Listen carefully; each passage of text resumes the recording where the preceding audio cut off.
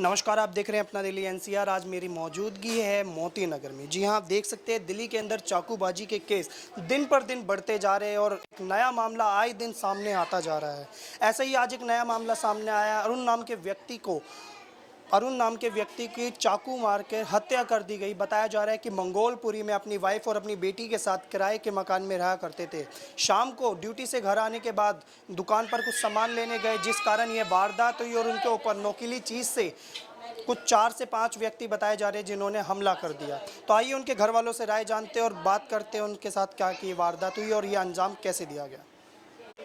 आप अरुण की क्या लगती है? मैं उनकी सिस्टर हूँ। अच्छा, तो आप उस टाइम यहीं पे जब ये वारदात वगैरह हुई? नहीं, हम मुझे रात को पता चला है। अच्छा, तो आपको क्या लगता है कि आपके भाई ने आपसे कुछ शेयर करा कभी कि उनकी किसी से लड़ाई हुई कुछ हो या भी नहीं था सर, कुछ भी नहीं था ऐसा। तो ये एकदम ये अचानक अचानक ही हुआ है। वो शाम का टाइम में नीचे सामान लेने उतरा था, वो सामान लेने गया था। उसकी कोई दुश्मनी नहीं थी, कुछ भी नहीं था। वो वहाँ पे 2 साल से रहता।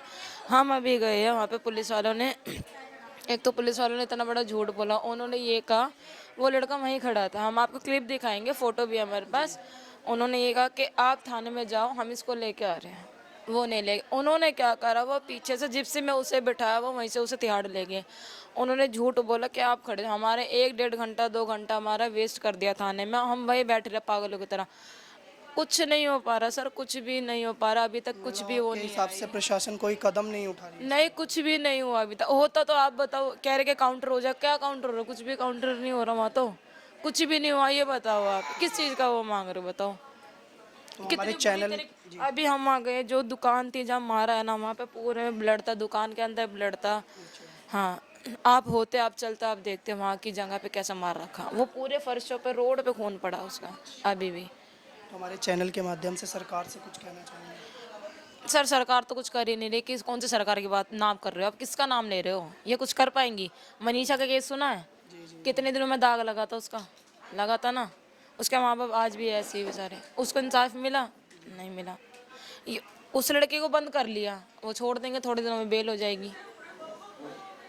तो ये बताओ ना, वो ये मेरी भाभी है, देखो आप उनकी हालत देखो। आप इनको लेके आओ एक बार। दोबारा तो बताइए एक बार अरुण जी की आपसे कोई बात हुई थी या नहीं, कभी भी नहीं, ऐसी बात कोई बात नहीं हुई थी। नहीं वो कभी कहता था कि भाई मेरे से कोई लड़ता या मेरे से किसी की दुश्मनी है, कोई ऐसी बात नहीं थी। बस शुक्रवार को हम, इसका पापा यहाँ मोती नगर में रहते, वो मंगोलपुरी रहता था, तो 9:45 बहू का फ़ोन आया कि भाई इसके साथ ऐसा ऐसा कोई मार के चला। अरुण अपनी वाइफ और अपनी बेटी के साथ अलग रहते थे? हाँ, वो मंगोलपुरी रहता था वो। हम यहाँ रहते, मंगोलपुरी क्यों रहते हैं? अपना कमा खा रहे थे अपना अलग। ये आइए हम बात करते एक बार अरुण जी की वाइफ से। आपकी अरुण जी से कोई बात हुई थी या उन्होंने कुछ बताया आपको? मेरे को कुछ नहीं बताया, कति प्यार से गया था। मैं दूध लेके आ रहा हूँ अभी, सामान लेने गया था। तो आपको क्या लगता है कौन था इसके पीछे? कोई पुरानी दुश्मनी रह पुरानी दुश्मनी किसी से भी पता कर लो, वे काम करने वालों के भी फोन आ रहे हैं अभी। ऐसा लड़का नहीं था, ये क्या हो गया, क्या नहीं हो गया। मंगोलपुरी में क्या करते थे अरुण जी? हाँ, ये दिहाड़ी मजदूरी का काम है ऐसे ही। हाँ, मेरे भाई का। तो आपको क्या लगता है कि इसके पीछे कोई साजिश वगैरह तो नहीं थी? तो कोई अभी पुलिस प्रशासन ने कोई कदम उठाया हो आपके उसके याद? अभी तो हम गए थे, उन्होंने बोला है दे दिया है, पर मैं ये कहती हूँ अगर जैसे ये हुआ ना, उसी तरीके से मुझे इंसाफ मिले मेरे आदमी को। और मेरी बेटी के बारे में कुछ तो सोचे। मैं किराए पे रहती हूँ, कहाँ लेके क्या करूँ बताओ, ये बताओ। इतना तो कुछ करवा सकते हो कि मेरी बेटी की आगे जाके जिंदगी सही बन जाए। आपने क्लिप देखी होगी, मारा भी किस तरीके से, आपने देखा ना।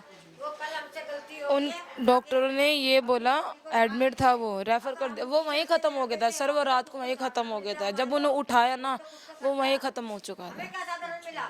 हाँ, कुछ हमें तो कुछ भी नहीं मिला। अब आप बताओ, आप कोर्ट हमें इस चीज़ की वो दे देगा, पैसे दे देगा, ढीला दे देगा, इससे इनका जीवन पूरा हो जाएगा? यानी कि बच्ची का हेल्प करे, ऐसे हेल्प करे जो आगे जाके है किसी चीज की वो हुई, अगर उसके आत्मा को शांति मिले, किसी पोस्ट पे या किसी उस पे कुछ तो करके दिखाएं। वही आप सरकार से कहिए, उसको हमारे चैनल के माध्यम से, क्या पता सरकार देखे। हाँ जी, मैं ये हाथ जोड़ के कह रही हूँ, कोई भी है ठीक है, सबसे इन्वेस्ट कर रही हूँ कि मेरी बेटी को और मेरे आदमी को जैसे मारा है उनको इंसाफ चाहिए।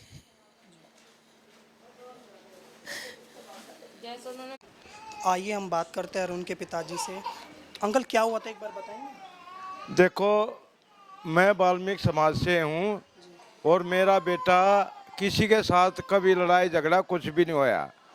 आस पड़ोस में भी तसल्ली कर सकते हैं। वो अपने काम से काम रखा था और अपने घर पर रहा था। वो दूध लेने या सामान लेने दुकान पर गया था।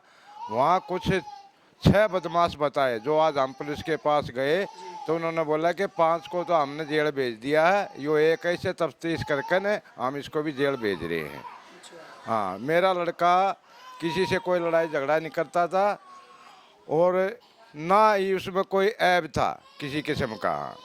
ये कोई सोची समझी साजिश से मारा गया उसको। अगर वो छीना झपटी होती तो दुकान वाले की लूट करते या उसके फ़ोन से मोबाइल निकालते या पैसे निकालते। तो ये वारदात हुई कहाँ पर है? ये वारदात वो दुकान पर दूध लेने गया, दुकान के वहीं वारदात हुई है, वहीं उसके जो है चाकू मारे हैं और किसी ने भी छटवाया। पब्लिक है वहाँ, आम रास्ता है, किसी ने नहीं छटवा लड़के। कोई अरुण की कोई पुरानी लड़ाई वगैरह किसी के साथ या फिर कोई रंजिश वगैरह? हमारे हिसाब से कोई हमारी दुश्मनी नहीं थी कोई पुरानी। अच्छा। हाँ, देखो मत ये कहूँ 8 साल की अरुण की बेटी है मेरी पोती और उसके घरवाली है अरुण की। भाई इन बच्चा को जो है सरकार मदद करे, हेल्प करे। जो मेरी पोती के सपने थे, पोती कहती थी मैं पुलिस बनूंगी, पुलिस में भर्ती होंगी। अब उस लड़की की पढ़ाई है, उसके खर्चे हैं, अरमान है। देखो मैं तो प्रार्थना करता हूँ सरकार से, दिल्ली सरकार से, भारत सरकार से इन बच्चे के बारे में कुछ हेल्प करे, सोचे। हाँ जी, इतना कहूँगा। देखो हमारे को इंसाफ मिलना चाहिए हमारे बच्चा को, और मेरा जो बेटा मेरा है उसको इंसाफ होना चाहिए।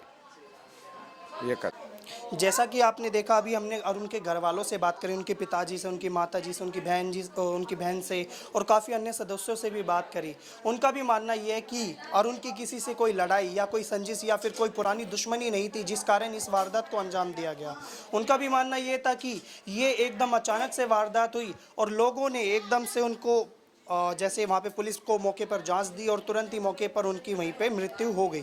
तो ऐसी बड़ी खबरों के साथ बने रहिए अपना दिल्ली आंसर, और इस पर आपकी क्या राय है कमेंट बॉक्स में ज़रूर बताइएगा।